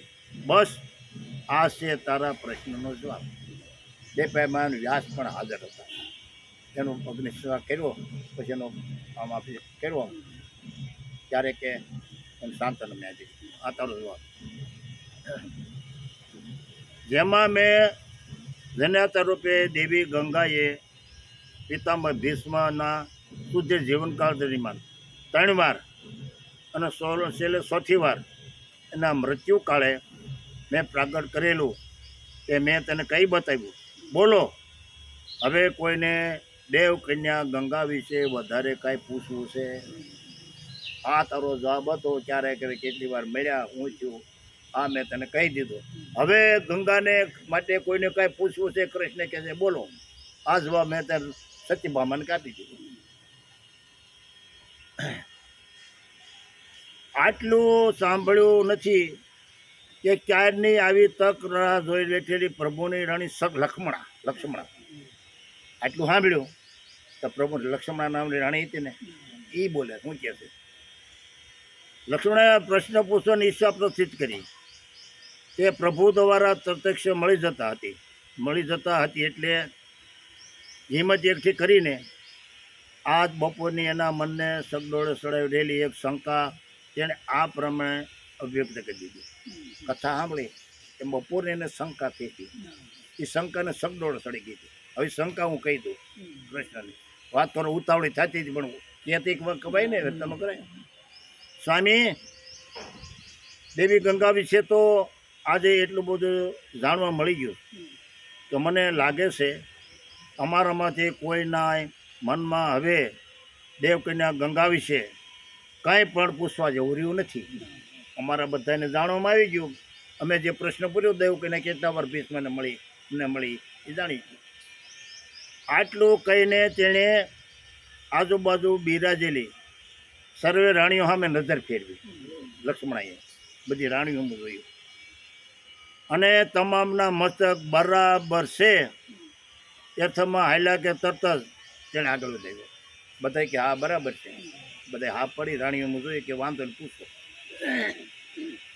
પણ હે કૃપાનાથ, ઉર્વશની રાજમાતા અને મહારાજા શાંતનુની ધર્મપત્ની પદે સ્થાપિત થયેલી મસગંધા ઉર્ફે યોજનગંધા વિશે મારે ફક્ત એક જ પ્રશ્ન પૂછવો છે, અને તે પણ મુનિવર નારદજીએ આજ બપોરની બેઠકમાં બાંધ્યા ભારે જે એક સેવાનો અડતડતો ઉલ્લેખ કર્યો છે એ સંદર્ભમાં હકીકતમાં સ્વામી મને મૂંઝવણ તો આ પ્રશ્ન મારે જાહેરમાં નહીં, બલકે આવતીકાલે આપની સેવામાં મારું રાત્રિ રોકાણ નિશ્ચિત છે, અને ત્યારે રાત્રે ખાનગીમાં પૂછવાનો વિચાર છે. આ સત્ય મતગંધાનો એ મારે જાહેરમાં નથી કહેવું. ખાનગીમાં તમને રાતની બેઠક ખાનગીમાં કહેવું. અમુક વસ્તુ જાહેરમાં કહેવાય નહીં.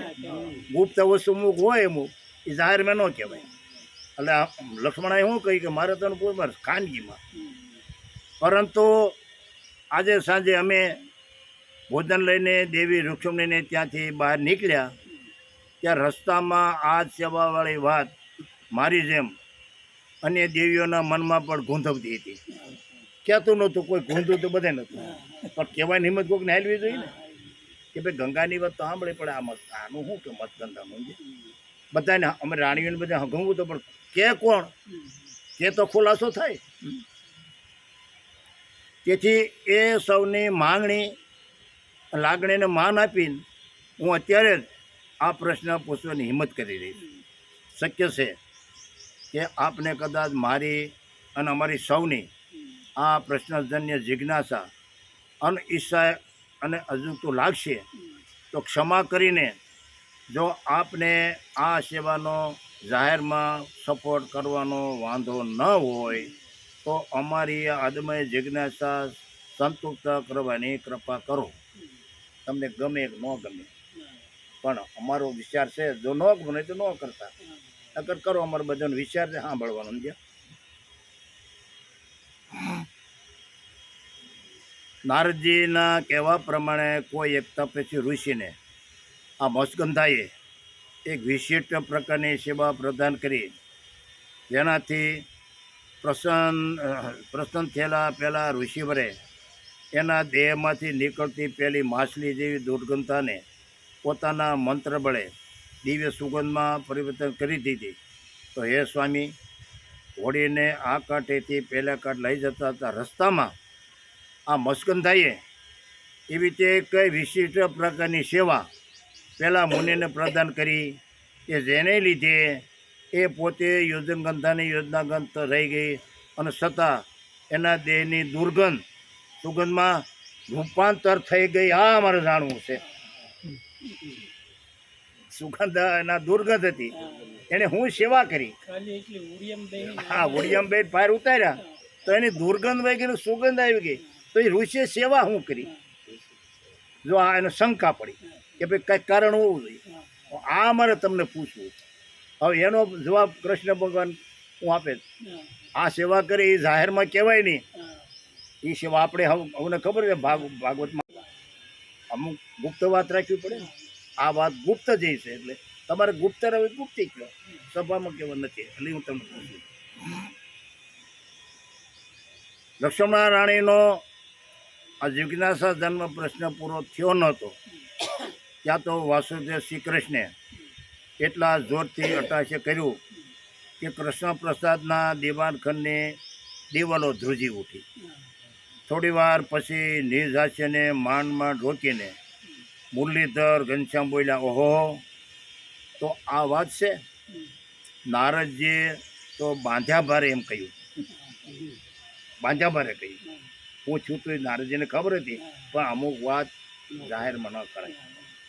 નારદજીએ વાત કરી પણ બાજુ મોટી કહ્યું કે બેન આ સેવા કે દુર્ગંધ વહી ગઈ. પણ આ કે અમારે ખુલાસો જોઈએ. રાણીએ શું કહ્યું, અમારે ખુલાસો જોઈએ છે, બાંધે બારે નહીં. તમારે એકલા આ જાહેરમાં તો કાંઈ તમને એકલી બધી બેઠીઓ થઈ ગયો.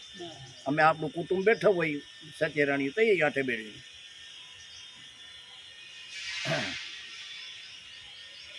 મસ્કંદાએ પહેલા ઋષિને વિશિષ્ટ પ્રકારની સેવા પ્રદાન કરી. ખરું ને? પ્રભુ ફરી હસી પીડાને બોલ્યા વધ્યા. બિચારા નારદજીએ એક તો બાળ બ્રહ્મચારી, નારદજી એક તો બાળ બ્રહ્મચારી, અને આ જે વાત કરવી એટલે બાધી મુઠ્ઠી કરવી પડે. બ્રહ્મચારીના મુખમાં આ વાત શોભે નહીં, એટલે એને ખુલાસો કરાય નહીં. પણ આને રાણીઓને શંકા પડી, ના અમને ખુલાસો કરો, જાહેરમાં નહીં, આપણે બધી બેઠી હોય ને કંઈ ખુલાસો કરો, એટલે અમને ખબર પડે હું થયું, હું સેવા કરી. તો શંકાઓ થાય ને માણાને, શંકાઓનું સમાધાન મળે ને, એમ શંકા થાય. અને પાછા એમની સામે શ્રોતા રૂપે બિરાજેલા તમામ એવા અનેક નરનારી રત્નો. હવે આ કથા કરતા હતા, વાત કરતા, એમાં એમાં બે વાળા કોણ? આ પુરુષો બજરાઓ બે હતા, બે એમાં બેઠા હતા.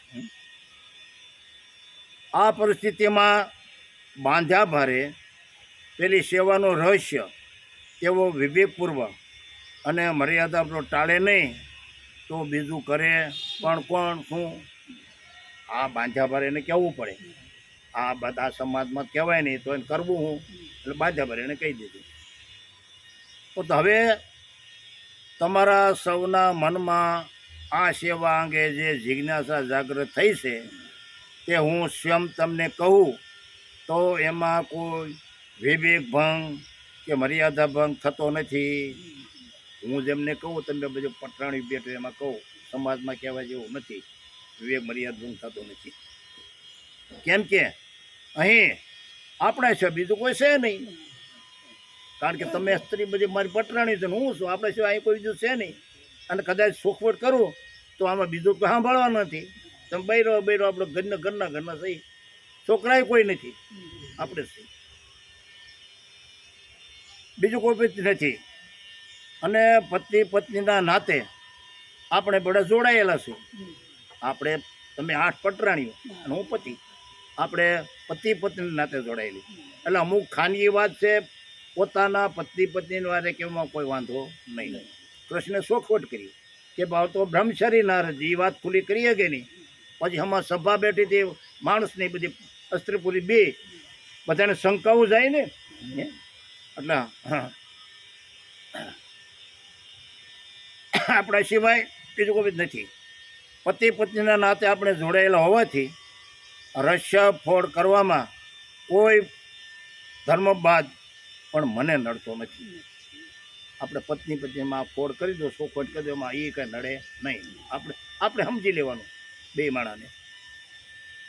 આટલું કહ્યું ત્યાં તો પ્રભુ હવે જે રહસ્ય કહેવાના છે તે સાંભળવા એમની 8 રાણીઓ લલાયત થઈને ઉઠી. 8 રાણીઓને સંભાળવાની ઈચ્છા થયું. 8 પટરાણીઓ શ્રી કૃષ્ણ કે હે દેવીઓ, આર્યવર્તનના પ્રખત તપસ્વી મુનિ પરાશરનું નામ તો તમે સાંભળ્યું છે ને? તો ચોખવટ કરે આપણા પરાશર મુનિ, જો તમે બધા નામ સાંભળ્યું છે ને, મહાન મુનિ પરાશર મુનિ આર્યના. બન્યું એવું, એકવાર આ પરાશર મુનિ ફરતા ફરતા એમના તટે આવી ચડ્યા. પરાશર મુનિ તપ કરતા ફરતા એમના તટે આવી ચડ્યા. એમને સામે કિનારેથી સામે કિનારે જવું હતું, અને આ માટે મસ્કંદાની હોડી તો ઉલ્પત હતી. તેથી તેઓ તે હોડી તરફ આગળ વધ્યા. આ આપણે આગળ આવી હતી ને મસ્કંદા ઋષિમુનિ આ પર ત્યાં પર ઉતરતી જમનાના કિનારેથી. એટલે હોડી તો ત્યાં તૈયાર હતી અને ઋષિની આવ્યા. એ સૌભાગ્યો પછી શું થયું તે કહેતા પહેલાં હું તમને આ પરાશર મુનિનો સંક્ષેપમાં પરિચય આપી દઉં. તેઓ પ્રસન્ન અને પ્રખર સાધનાવાળાના બળે આર્યવર્તનના ઋષિ મુનિઓના અગ્રણી હતા. એનો પરિચય પહેલો આપી દઉં. બધા ઋષિ મુનિઓને અગ્રણી હતા, કારણ કે ઋષિ મુનિની સભાના પોતે પ્રમુખ હતા. આવા એ બધે અને બધા વિદ્યામાં કમ્પ્લીટ હતા સમજ્યા. અને મહામુનિનો દરજ્જો પામ્યા હતા. એટલું નહીં, સાંસારિક શકપણના નાતે તેઓ હમણાં આપણે જેની વાત કરી તે ધ્રુવ નામના વસુને જેણે શ્રાપ આપેલો તે વશિષ્ઠ મુનિના પૌત્ર હતા. ધ્રુવને જે શ્રાપ આપ્યો ઋષિ એના પુત્ર એ આપણે ભાગવતમાં વાત આવે છે ને, માનો કે વશિષ્ઠના દીકરાના દીકરો. હા, આ પરાશર મુનિના પિતાને રાક્ષસે જાનથી મારી નાખ્યા હતા. એ આપણે ભાગવતમાં વાત આવે છે ને, એનો દીકરો જે હતો કેવો એનું નામ આવ્યું હે શક્તિને મારી નાખ્યો. એ આપણે ભાગવતમાં વાત આવે છે ને. પિતૃ હત્યાનું વેર લેવા પરાશર મુનિએ પૃથ્વી પરના તમામ રાક્ષસોનો નાશ કરવા રાક્ષસ સત્ર યોજીને એક અનુપમ પ્રકારનો મહાયજ્ઞ આરંભ્યો હતો. પણ તેમના દાદા વશિષ્ઠ મુનિએ જ્યારે આ સમાચાર મળ્યા ત્યારે તેણે જાતે ત્યાં આવીને આવો વિનાશ અને આવી વેરભાવના તારા જેવા પ્રબુદ્ધ ઋષિને શોભે નહીં એમ કહીને તથા સમજાવી પટાવીને આ મહાસંહારક યજ્ઞ એણે બંધ કરાવ્યો હતો. અને ઋષિ જો મારા દીકરાને રાક્ષસ માને કે ને બધાને યજ્ઞ પિતાએ સમજાવ્યા કે ભાઈ આ કરે આપણે કરાય નહીં સંતોને. આવા એ સમૃદ્ધ ઋષિ પરાશર તે દિવસે સામે કિનારે જવા માટે મત્સ્યગંધાની હોડીના પ્રવાસી બન્યા. બપોરનો સમય હતો અને હમણાંના નદી કાંઠે બે કાંઠે વસતા ઋષિમુનિના આશ્રમમાં મધ્યાહન આહુતિ ધ્રુમશેરોનો ગોટે ગોટા ગગનમાં સુવાઈ દીધા. મધ્યાહનનો સમય હતો. ઋષિમુનિ યજ્ઞ હવન કરતા હતા. એના ગોટે ગોટા ધોવાડા આખા નીકળતા. બધું બંધ હતું. બપોરના સમયે બંધ હોય. આ સમયે એકાંત પણ નહોતું. યમુનાના બે કાંઠા પર ભરસક વસ્તી હતી. એકાંત નહોતું. બે કાંઠામાં માણસો હતા. એટલું નહીં, બંને કાંઠે મત્સ્યગંધાની હોડીની રાહ જોઈને ઊભેલા મુસાફરો સામે કાંઠેથી આ તરફ આવી રહેલી હોડી સામે આતુર લઈને જોઈ રહ્યા હતા. આ વિષમ અને પ્રતિકૂળ પ્રત્યેને વચ્ચે અમાનુષી કહો કે અનૈતિક કહો કે હીન કહો, પણ એક એવી અલ્પક્ય ઘટના બની ગઈ ત્યાંથી અલ્પય ગણાય એટલા સમયગાળામાં મહાભારત રચાઈ ગયું. થોડા સમયમાં આ કાળે ત્યાં ગાવું હતું એમાં અણઘટ બની ગયું. ઉપરાંત આટલું કંઈ વિરમેલા પ્રભુએ અપરાને જોઈ લીધું કે પોતાની આઠે રાણીઓ આ કેવું મહાભારત રચાઈ ગયું તે જાણવા સાંભળવા સાતર નગરે ઉત્કંઠ બેઠી હતી. હવે હું મહાભારત રચાઈ ગયું એને જાણવાની ઈચ્છા થઈ. એ શોખ પેટ કરો. આટલું બબ્બમાં કહ્યું કૃષ્ણે આઠે રાણીઓ એક દંડ હું મહાભારત થયું અમારે જાણવું છે. સમજ્યા? માણસને જાણવાની ઈચ્છા બહુ હોય. સારી વાત કે ખરાબ વાત, પણ જાણવાની ઉત્કંઠા બહુ હોય. તો કૃષ્ણની આઠે પટરાણીઓને આ જાણવાની ઈચ્છા થઈ અને કીધા જેવું નહોતું. એટલે કૃષ્ણે કહ્યું પણ કીધા જેવું નથી તો આપણે ઘરના ને ઘરના શું વાંધો કહેવામાં? ઘરના ને ઘરના છે. તમે પટરાણી હું તમારો પતિ છું. આપણે 8 જ જણા છે, બીજું કોઈ નથી. હવે હું થયું બોલો? એમને આ દ્વિભાષી અને જિજ્ઞાસો હાલતમાં જાજી વાર ટકાવની તો કેમ નહીં ગણાય? કેમ જાજી આવે તો જાજી વાર ન કહેવાય? એમ સમજીને મદન મોહન મધુસૂદને નયન ઢાળને કહી દીધું, એ દેવીઓ, એક બાજુ હમણાં મેં કઈ તેવી પરિસ્થિતિઓ હતી, બીજી બાજુ જેના દેહમાંથી સુગંધને બલકે નાક દબા દેવું પડે એવી દુર્ગંધ નીકળતી. એ મત્સ્યગંધા પોતાના 16 વર્ષના નારી દેહી આયુકુળના સર્વોત્તમ ગણાતા લાવણીથી સલકતી હતી, એટલે નાની ઉંમરની હતી, હું ખૂબ દેખાવડી રૂપાવડી હતી. એટલું નહીં, સામે કોઈ સામાન્ય પુરુષ ત્રાહી નહીં, કિંતુ પરાશર જેવા ઋષિ હતા. આ હોળવરીની તીજમાં આમાં કોણ હતું? પરાશર જેવા ઋષિ હતા, અને હોળીમાં બેઠે તે.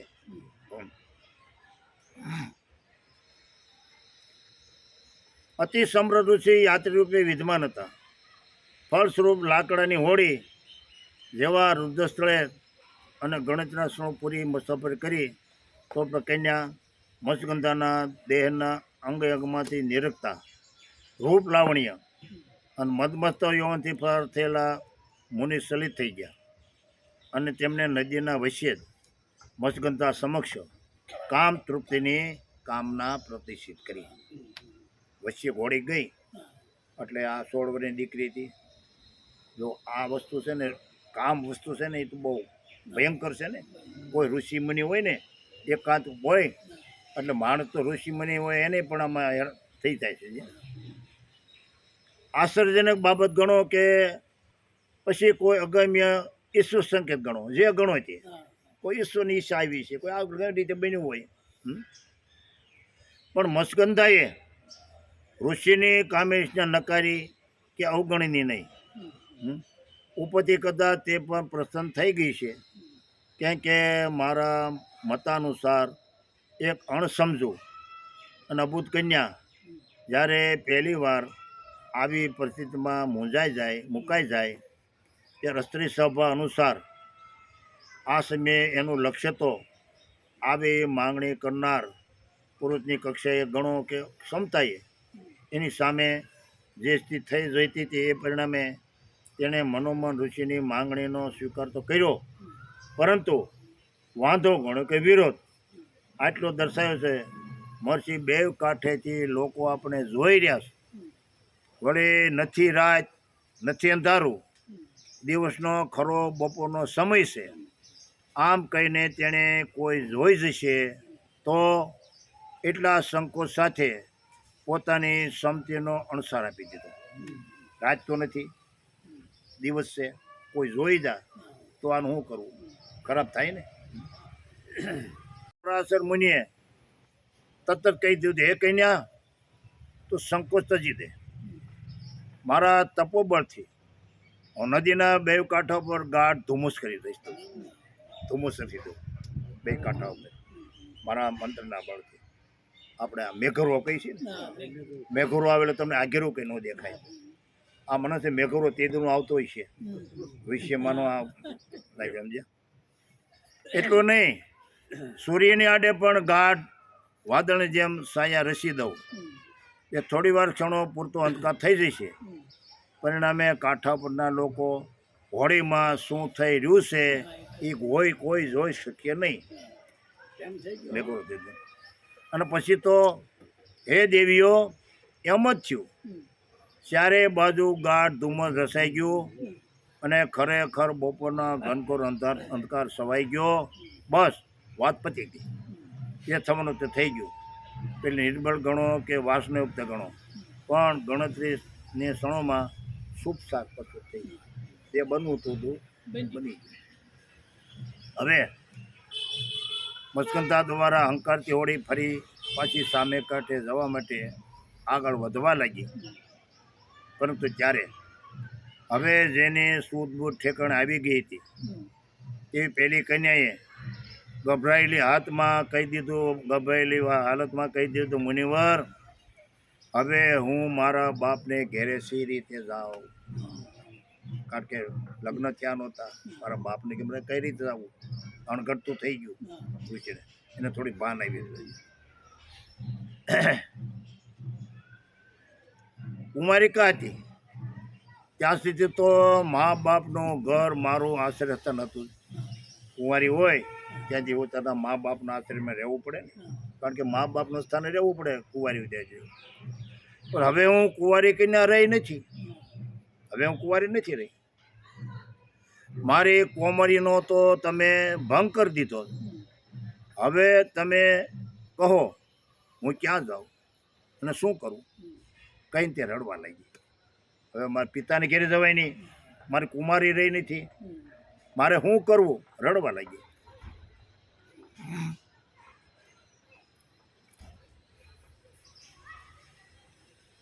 પ્રત્યુત્તર મુનિ પરાશર કે જેઓ શ્યામ હવે કામ મુક્ત થઈ ગયા હતા, તેમણે મસ્કંધાને આશ્વાસન આપતા આપતા કહેવા માંડ્યું કે બાલિકે, તારી વાત સાચી છે, તારી વાત સાચી છે. આ જે કંઈ બની ગયું તે સંપૂર્ણ જવાબદારી આમ તો મારી જ છે. આ જવાબદારી તો મારી જ ગણાય ને. મેં ભૂલ કરી છે મારી. તું તો અણસમજો ને ભોળી કઈ ના છો. તું તો નાની અને હું તો ઋષિ છો, તપ કરેલો. કનાથી તેથી તું મારી કામેચ્છાનો અનાદર કર પ્રતિકાર ન કરી શકી, તેમ છતાં ભૂલ મેં કરીશ. તે અનાદર ન કર્યો, ભૂલ મેં કરીશ તેનો હું સ્વીકાર કરું છું. અને તારા જે કોમર્યનો ભંગ કરાવનાની મેં અધિકારી સેટા કરી છે, તે તારા કોમર્યને મારા તપને પ્રભાવે કરીને તારા દેહમાં હું પૂર્ણ પ્રસાદિત કરી દઉં છું. આમ કહીને મુનિવર પરાશરે તે તપોબળના પરથી સૂર્ય જેવા સૂર્યના આડે પણ આવરણ રસી દીધું હતું. એ તપોબળથી મસ્કંધાનું કોમર્ય પાસું હતું એવું અકબંધ અક્ષેપ કરી દીધું. અને કોમર્ય કે તારું જાહે નહીં, સૂર્યના પ્રતિબળ કરી દીધું. હા, એટલું નહીં, તેના દેહમાં જે પેલી 1 યોજન દુર્ગંધી પ્રસરી એને બદલે એટલા જ અંતર સુધી, એટલે 1 જ યોજન સુધી પ્રચેલી અત્યંત મધમતી સુગંધ ભરી દીધી. આમ મસ્કંધા ફરી પાછી કુંવારી કન્યા તો બની જ ગઈ, સાથે થઈ યોજન ગંધા પણ હતી તેવી રહી ગઈ. આમ પરાશર જેવા પ્રકાંડ ઋષિને જો મોહન અને સલિત કરી શકે તો મસ્કંધા ઉર્ફે સત્યવતીનું સદભાગ કહેવી કે દુર્ભાગ્ય કહેવી. એનો નિર્ણય તમારા પર છોડી દઈને હવે હું આ હકીકત પર આમ પડદો પાડી દઉં. હવે જે તમારે નિર્ણય લેવો લ્યો. આ કે મેં તમને કહ્યું એના માટે હું પડદો પાડી દઉં. હવે આપણે એક લીટી પૂરી કરી બંધ કરી તામ.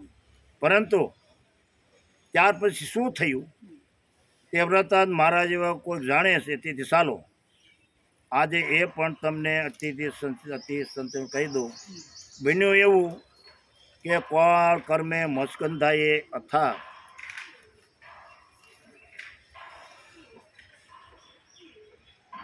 સમયે યમુના નદીના એક એકાંત દ્વીપમાં એક પુત્રનો જન્મ આપી દીધો.